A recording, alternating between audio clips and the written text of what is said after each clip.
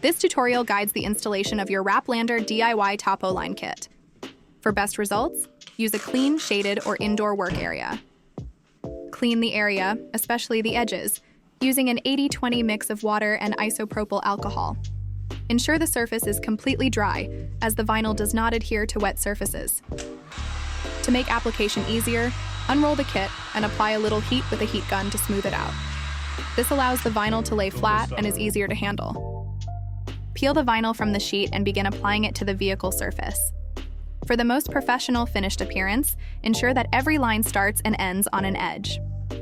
To shape the line, gently guide the vinyl into position with one hand while using your finger to firmly press it into place with the other. Use a sharp razor blade to cut all excess vinyl. If you don't like how the design is going, no sweat.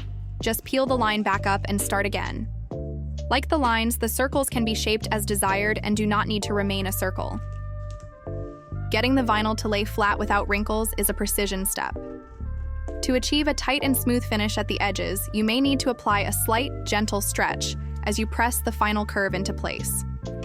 If a wrinkle appears during placement, simply lift the vinyl, smooth the wrinkle, and reapply. After the entire design is placed, use a heat gun to post-heat all vinyl. This step activates the adhesive for a strong, permanent bond. Focus the heat specifically on all edges, seams, and corners, applying firm pressure immediately after heating. This ensures the vinyl conforms completely and will not lift later.